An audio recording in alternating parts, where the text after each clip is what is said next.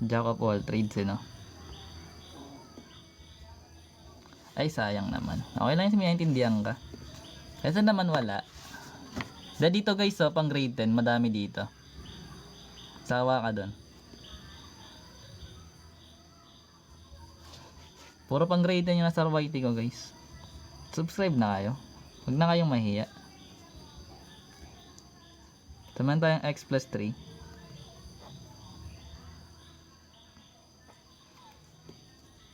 Lapag kayong given.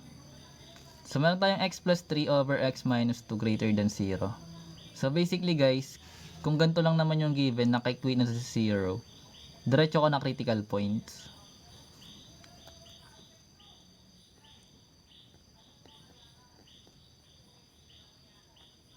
So remember,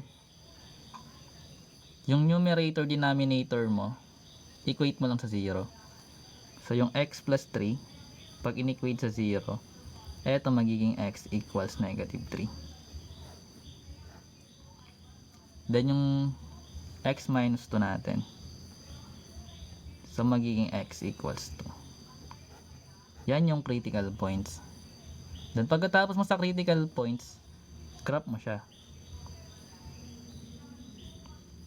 Yung critical points, ibig sabihin, punta ka ng number line,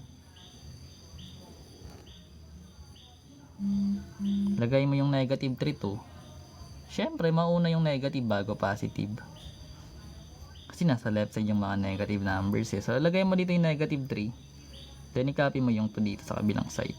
Kung gusto mo lang dyan ng mga numbers in between, you can write that also, pero ito lang kailangan natin, yung critical points.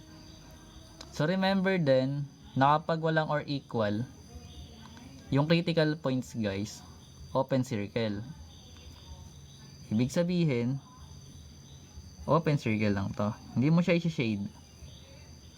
Ibig sabihin hindi siya included. Excluded yung negative 3 and 2 sa solution set mo. Gets yun? Gets yun ah. Galit na yan. So ngayon pagkatapos mo sa graph, test point tayo.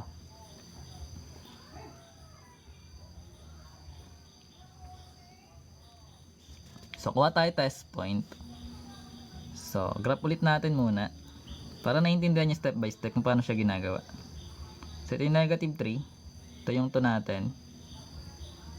Okay, shoutout sa mga nanonood. Kahit walang matututunan. Ay may given na naman. Wait lang. So ito guys, test point, kuha tayo ng point sa left ni negative 3. So ano yung point na kukunin natin? Ano ba yung number sa left ni negative 3? Ay napipiltered. Inan mo Sir AJ? Ang comment? Wag niyo i-filter.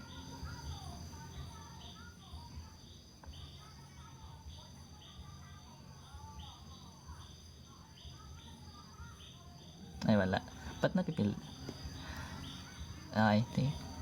So, yan.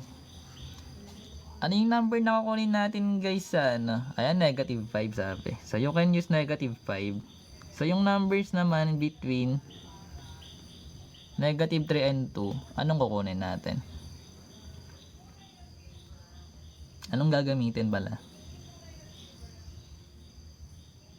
Lalaki ng sulat ko. 0. Kapag available guys yung 0, 0 gagamitin mo.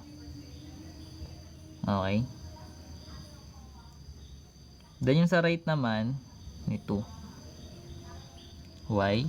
Kasi mas madaling mag-substitute ng value ng 0 sa variable x mo. Malaki naman ng number. 10 talaga. Pwede naman 3. Ayaw nyo ng 3. 3 na lang. Yung pinakamalapit na number, syempre. Okay na, meron tayong test point. Hello. Pwede magtanong. Hindi ko alam kung masasagot ko ah. Pwede naman. Yes, kahit ano pwede, basta nasa right, nasa middle, tsaka nasa left. Gets yun? Kaya nga, pero yung pinaka, wag mo nang pahirapan yung sarili mo sa malalaking numbers. Anyways, kung nag-test point na tayo, check natin. Check the test point. Grabe, may mga pattern. So, check if true or false. Panis. Pwede ka naman guys mag-scroll up. So, meron tayong negative 5. Check natin. So, meron tayong x plus 3 over x minus 2. Diba? Papalit lang natin yan sa variable x natin. Then, kapag nasatisfy natin guys yung given, sabihin true syempre. Kapag hindi, edi false. So, which means magkakaroon tayo ng negative 5. Saan ka ba lalagay? Magiging negative 5 plus 3 over negative 5 greater than 0.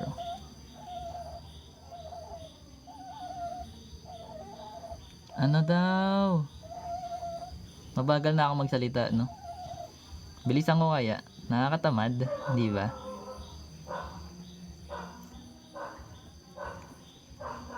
So, negative divide negative is positive. So, 2 over 7 to. Greater than 0. Any number that is positive, that is greater than 0, di ba? So, which means, this is true.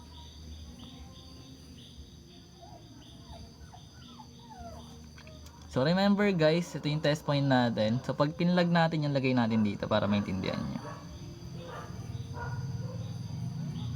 So, ito yung negative 3. Tsaka ito yung 2 natin. So, hindi sila included, remember.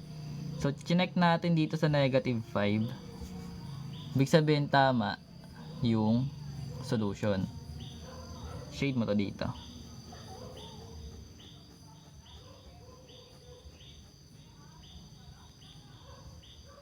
Okay, actually pag meron to dito guys, x na to dito tapos ito meron sa kabila.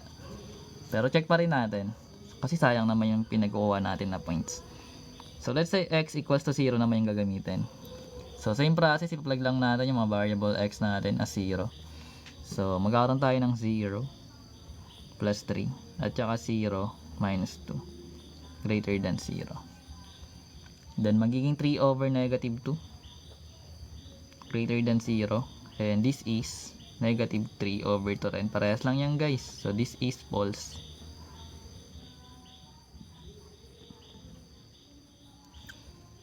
Pero kung false to guys, big sabihin, yung sa middle, hindi siya part ng solution. Gets yun? Then check natin yung 3 sa right side. So we have x equals 3.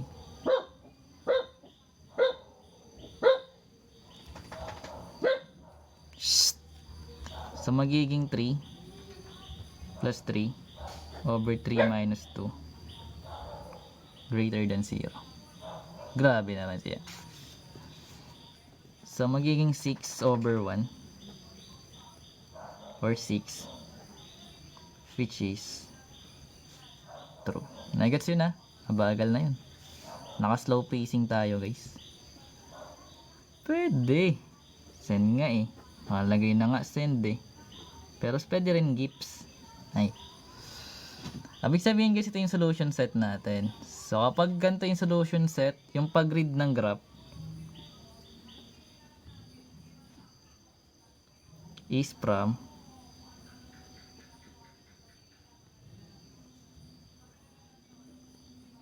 grabe. Ewan ko na lang kanina pa ito maintindihan na. So yung read niya left to right. So, left to right. So, kapag yung arrow mo papunta sa left, ibig sabihin that is negative infinity. Comma, saan siya mag-i-stop? Negative 3. Lagay may negative 3. Then, kapag infinities guys, at saka open circle, yung close ng sa gilid, tsaka open. Parenthesis lang yan. So, may another solution set ka pa. That is yung nasa right side. So, union. Ibig sabihin kasi ng union guys, or yan. So, left to right din. So, left, that is 2. Dapag nyo lang po yung mga given, then papunta dun yung arrow, that is positive infinity. So, hindi kasali yung 2, parenthesis din.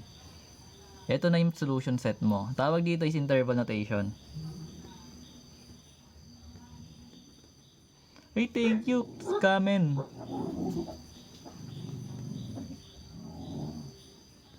Kung gusto mo siya ilagay sa set builder notation, pwede rin.